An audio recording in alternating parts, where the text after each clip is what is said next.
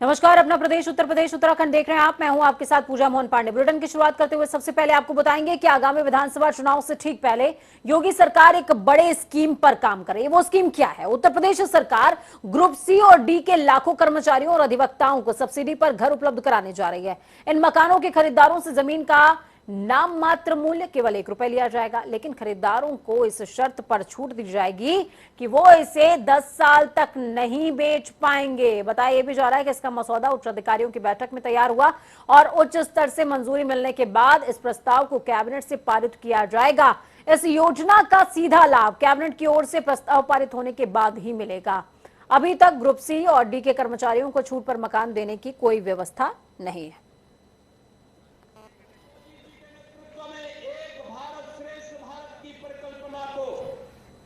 मुख्यमंत्री योगी आदित्यनाथ के गृह जनपद गोरखपुर में लाइट मेट्रो के संचालन की दिशा में तेजी से फैसले लिए जा रहे हैं। इसी क्रम में पब्लिक इन्वेस्टमेंट बोर्ड यानी कि पीआईबी की बैठक में Gorakhpur metro light rail project के फेज 1 के लिए अप्रूवल मिल गया है। ये जानकारी खुद सीएम योगी आदित्यनाथ ने ट्वीट करते हुए साझा करी। उन्होंने ट्वीट किया है। उन्होंने कहा कि मुख्यमंत्री योगी आदित्यनाथ ने ट्वीट करते हुए कहा, गोरखपुर में मेट्रो सेवा आरंभ करने की प्रक्रिया तीव्र गति से बढ़ रही है। इसी कड़ी में पब्लिक इन्वेस्टमेंट बोर्ड यानी कि पीआईबी की बैठक में गोरखपुर मेट्रो लाइट प्रोजेक्ट के फेज 1 के लिए अप्रूवल मिला। सभी को बधाई। आदरणीय प्रधानमंत्री जी का आभार।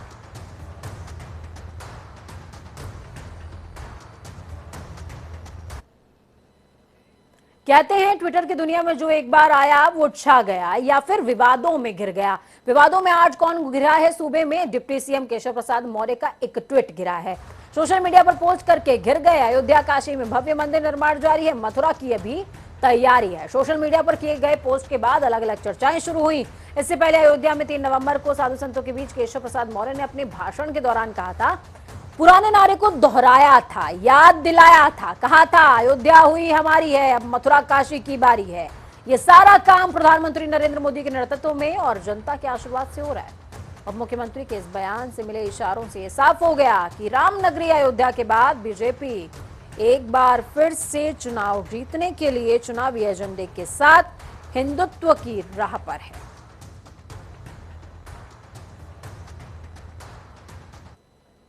सहारनपुर के पुआरका में मां शाकंभरी देवी राज्य विश्वविद्यालय के 2 दिसंबर को होने वाले शिलान्यास को लेकर तैयारियां जोरों शोरों से चल रही हैं। केंद्रीय गृह मंत्री अमित शाह और मुख्यमंत्री योगी आदित्यनाथ की ओर से विश्वविद्यालय का शिलान्यास किया जाएगा। विश्वविद्यालय स्थल पर 1 लाख लोगों की क्षमता का विशाल पंडाल बनाने के लिए सैकड़ों मजदूर काम कर रहे हैं।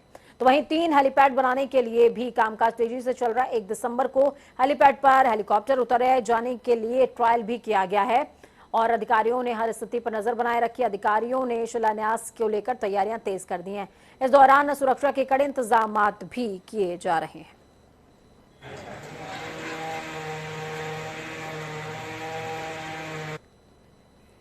तो सहारनपुर का क्या है हाल, ये समझ लिया, जान लिया। फतेहपुर से भी एक चिंगारी उठी है। बसपा के राज्यसभा सांसद सतीश चंद्र मिश्रा ने आज फतेहपुर में डिप्टी सीएम केशव प्रसाद मौर्य की ओर से जो बयान था, ट्वीट था, उस पर पलटवार किया है। सतीश चंद्र मिश्रा ने कहा, बीजेपी के लुभावने वादे अब जनता जान चुकी है। जनता बदलाव की तैयारी कर रही है। डिप्टी सीएम केशव प्रसाद मौर्य की मथुरा और अयोध्या को लेकर मथुरा अयोध्या काशी की तरह विकसित करने के बयान पर चुटकी लेते हुए कहा, केशव प्रसाद मौर्य ने अपनी हार को स्वीकार कर लिया। चुनाव में विकास और कानून व्यवस्था की बात न करके सोच रहे हैं कि फिर किसी प्रकार का विवादित बयान देकर वोट ले लेंगे। देखिए, मकसद खाली इतना है कि उन्होंने अपनी हार स्वीकार कर ली। केशव प्रसाद मौर्य जी भारतीय जनता पार्टी की तरफ से अपनी हार, पूरी पार्टी की हार को स्वीकार कर रहे हैं। ये दिखाता है। चुनाव के समय विकास की बात न करके, चुनाव के समय उत्तर प्रदेश के कानून व्यवस्था की बात न करके, जो लाखों की संख्या में यहाँ पर कोरोना के दौरान जो लोग मर गए और उनके घर में, परिवार में बच्चे अनाथ हो गए, उनको कैसे आगे सुरक्षा दी जाए उसकी बात ना करके, महिलाओं को कैसे सुरक्षा दी जाए उसकी बात ना करके, लोगों को रोज़गार कैसे दिया जाए उसकी बात ना करके, और वो सोचते हैं कि कोई हम फिर से इस तरह के विवादास्पद बयान देंगे और इससे लोगों को हम इधर उधर करके फिर भिड़ा करके कर लेंगे। ये भूल जाएं, अब उत्तर प्रदेश की जो जनता है वो इन सारे मुद्दों पर अब की बार चुनाव में जाने वाली है और इनका जो ये चेहरा है, जो मुखौटा था नकली वाला, इस तरह का जिस तरह बयान दे रहे इसे नकली मुखौटा है। तो कौन नकली वाला कौन असली वाला, किसके एजेंडे में बूता है दम, ये बताएगी जनता। जनता ने आज बांदा में भी एक लहर देखी, लाल रंग की लहर। समाजवादी पार्टी बुंदेलखंड के 3 दिवसीय दौरे पर रही और आज बांदा से अपनी विजय रथ यात्रा का आगाज किया है, जहां पर सपा राष्ट्रीय अध्यक्ष अखिलेश यादव ने बुंदेलखंड में जनता से सवाल किया कि योगी सरकार चाहिए या योग्य सरकार चाहिए। उन्होंने कहा जो लैपटॉप चला नहीं सकते वो बांट रहे हैं। प्रदेश की सरकार ने नफरत फैलाई और बर्बादी की है, लूट की है। झूठे सपने दिखाने वालों को जनता बाहर का रास्ता दिखाएगी। इनका विकास तो सिर्फ नाम बदलने में हुआ है। बांदा में अखिलेश यादव ने बहुचर्चित अमन त्रिपाठी कांड में इंसाफ के लिए अनशन पर बैठे पीड़ित परिवार से भी मुलाकात करी। इस दौरान उन्होंने अनशन स्थल पहुंच करके अमन त्रिपाठी की तस्वीर पर माल्यार्पण किया, श्रद्धांजलि दी। अखिलेश यादव ने पीड़ित परिवार से करीबन 10 मिनट तक मुलाकात करी। उन्होंने पीड़ित परिवार को कार्रवाई का आश्वासन दिया और कहा कि आर्थिक रूप से उनकी मदद की जाएगी।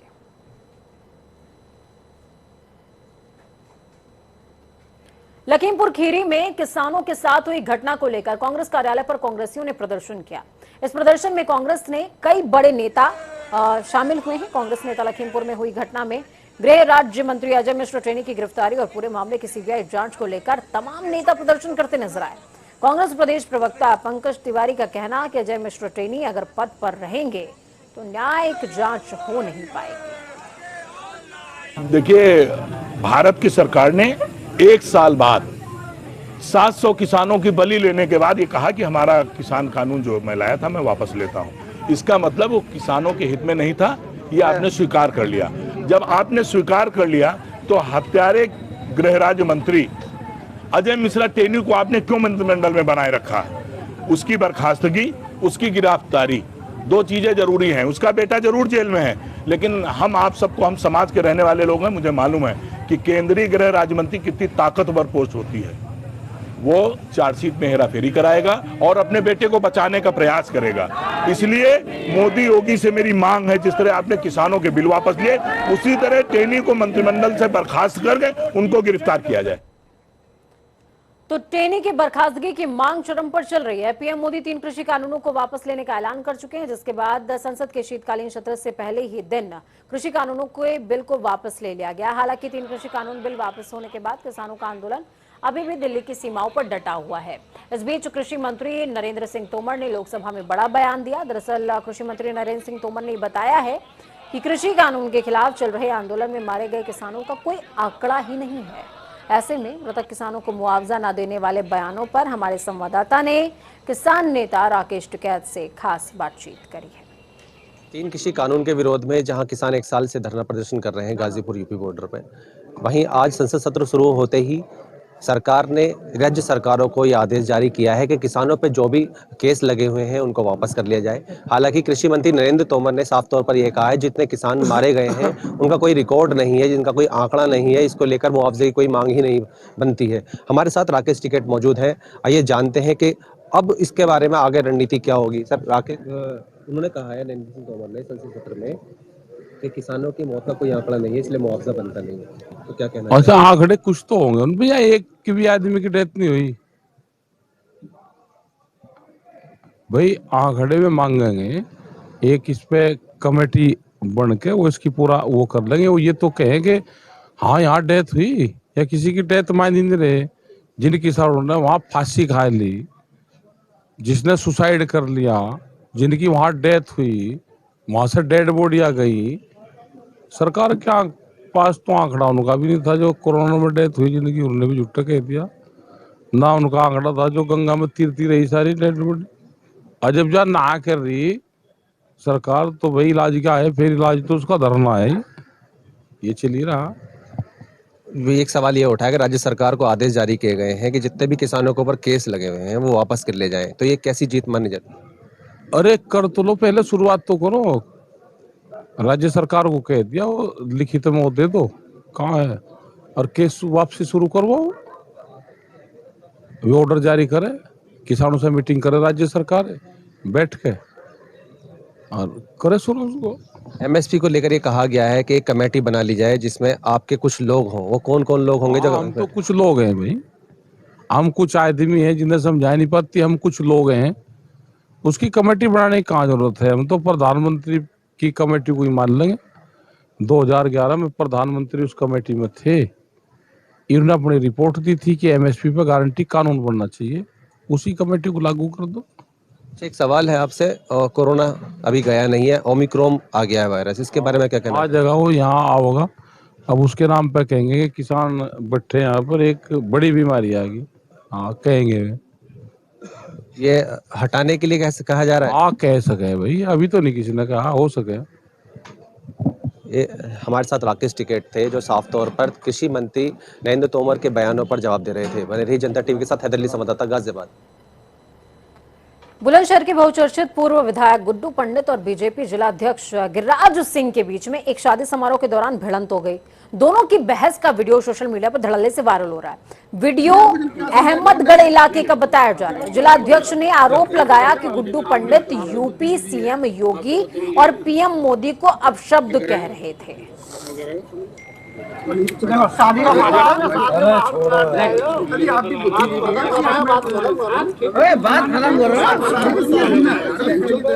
मोदी को गाली बकरा शादी का माहौल थाने में बगू आ जा बेटा, पानी ला बाहर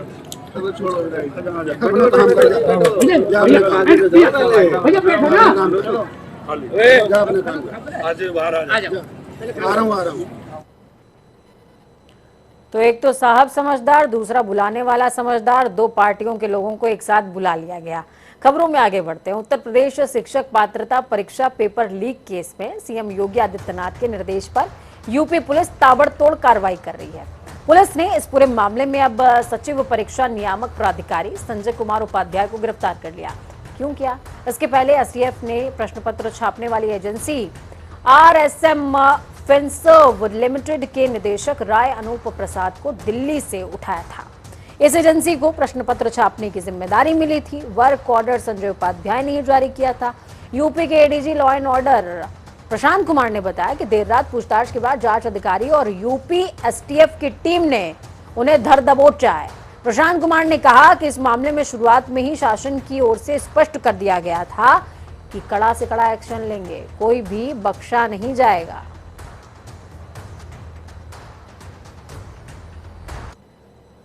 बलिया के विधायक सुरेंद्र सिंह हमेशा से ही अपने विवादित बयानों को लेकर चर्चाओं में बने रहते हैं। एक बार फिर से सुरेंद्र सिंह ने किसान नेता राकेश टिकैत पर निशाना साधा। उन्होंने कहा राकेश टिकैत एक डकैत हैं जो कोई पेट्रोल पंप चलाता है, और ये बात अब धीरे धीरे सभी किसानों को समझ आने लगी है। किसी तीन कानून वापस ले लिया गया, लेकिन अभी भी किसान नेता धरने पे है, उनका अभी भी कुछ मांगे हैं। हकीकत क्या है कि वो किसान नेता नहीं है। राकेश टिकैत तो शुद्ध रूप से माने डकैत है, बार्गेनर है, व्यापारी है, अत्याचारी भी है। जो 6 पेट्रोल पंप चला रहा है वो भी कहता है कि हम किसान हैं। वो किसान नहीं है, किसान के नाम पर बार्गेनिंग करने वाला बेईमान है, और ऐसे बार्गेनिंग करने वाले बेईमान की निंदा होनी चाहिए। सब किसान धीरे धीरे समझ रहे हैं मोदी और जोगी के चरित्र में मेरे भाइयों हो सकता है कि कोई अवतार लेने वाला फरिश्ता ही पैदा हो सकता है, लेकिन राजनीति करने वाला कोई व्यक्ति नहीं हो सकता। तो सुरेंद्र सिंह को अगर आप भूल गए हो तो थोड़ा सा याद दिला देते हैं। ये वही हैं जो कोरोना के टाइम पे गौमूत्र से इलाज करवा रहे थे। खबरों में आगे बढ़ते हैं और देवभूमि का रुख करते हैं। उत्तराखंड के पूर्व मुख्यमंत्री हरीश रावत ने कांग्रेस मुख्यालय देहरादून में आज प्रेस कॉन्फ्रेंस करी। इस पीसी में हरीश रावत ने कहा कि वो 1 महीने तक प्रदेश के सभी 70 विधानसभाओं और मुख्य चुनावी केंद्रों तक पहुंचेंगे। साथ ही मीडिया कर्मियों से बातचीत के दौरान हरीश रावत ने बीजेपी पर भी जमकर निशाना साधा है।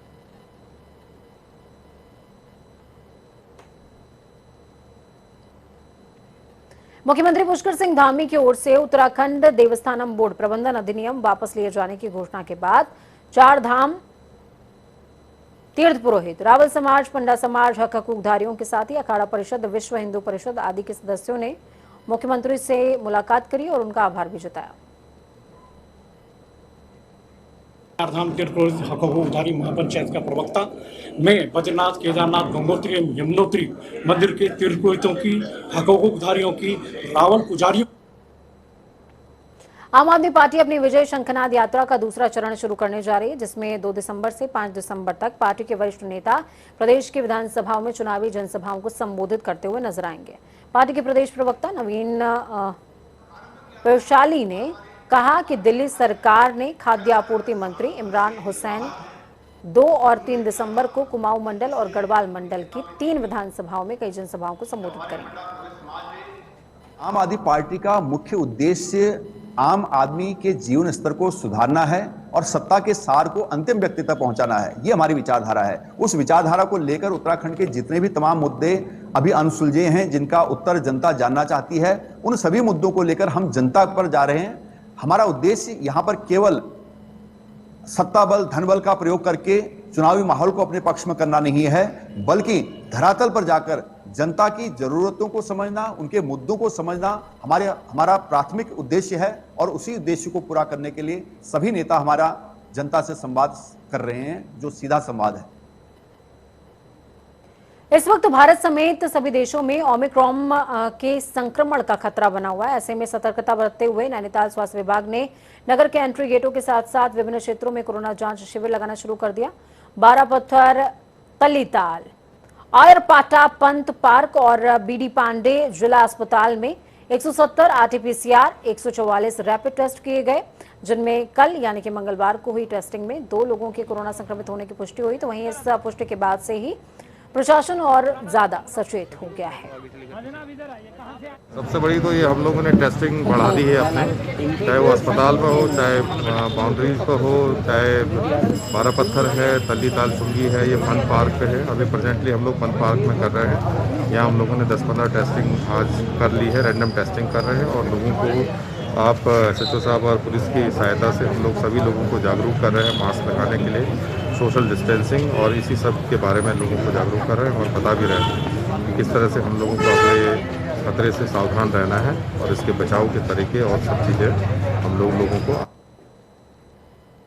उत्तराखंड के पूर्व मुख्यमंत्री हरीश रावत के उत्तराखंडियत बचाओ अभियान का प्रथम चरण 12 दिसंबर से शुरू होगा, जिसमें उत्तराखंड की लोक गायिका माया उपाध्याय मौजूद रहेंगी। आपको बता दें कि इस कार्यक्रम की भव्य शुरुआत हल्द्वानी से होगी, जिसके तहत हर जिले और शहर में आम जनता को उत्तराखंड की बोली, भाषा, संस्कृति, खान पान और परिधानों के प्रति जागरूक किया जाएगा। इसके अलावा जनता के मन में अगर कोई बात होगी तो उसको भी जानने का प्रयास किया जाएगा। बात चल रहा है उत्तराखंड अभियान मान्य हरीश रावत जी चल रहा, तो ये लीजिए उन्हें यो बात है, मैं बहुत ज़्यादा सहमत छूँ। मैं और मैं पूर्व संस्थान यो सोच रहा, मतलब सोच के रहो, डिसाइड करे कि पूरे उत्तराखंड में जन जन तक जब हम उत्तराखंडियत बात करूँ, अपन संस्कृति, हमारी बोली, भाषा, पहनावा, वे विषय में जो थोड़े से हम लोग बिछड़ते जहाँ रही, वे के विषय में अपन लोगों को समझो।